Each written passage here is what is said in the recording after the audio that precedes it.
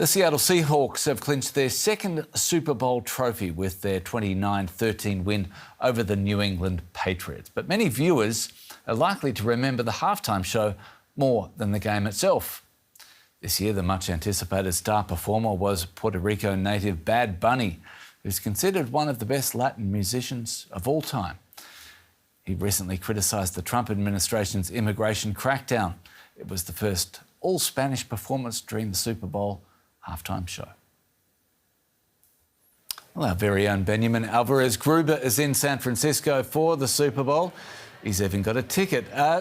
Ben, there were a huge build-up to this game, obviously, but also to the halftime. What was the Bad Bunny show like in the stadium? How was it received there?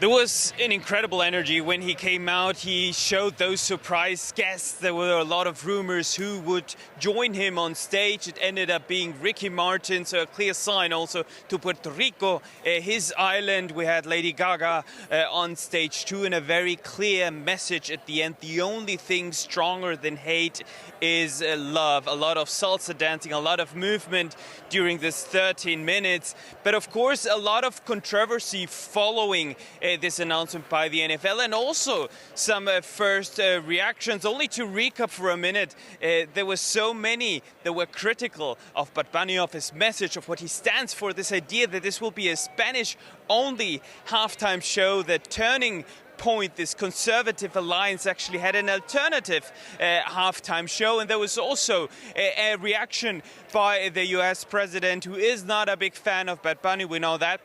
But he slammed it, calling it terrible, saying there was one of the worst ever. But the people here in the stadium, at least, they loved it. Ben, it was a lot for people to take on in America, being the first Spanish language show. Has there been much groundswell around the president? The president, I guess we were expecting to hear from on this.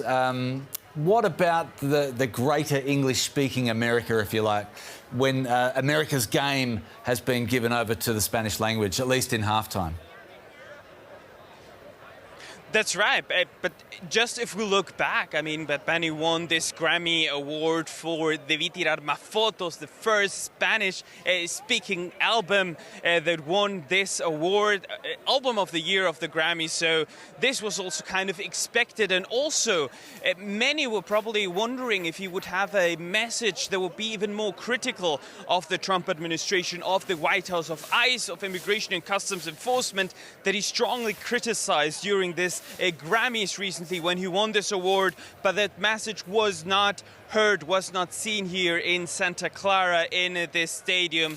So I'd say mixed reactions, but many people were following us. We know this is not just a sportive event. Some watch it for the game, others watch it for the commercials, and others for this halftime show that was very expected, not just by his supporters, but also those who don't really like the music and what Bad Bunny stands for here in the US.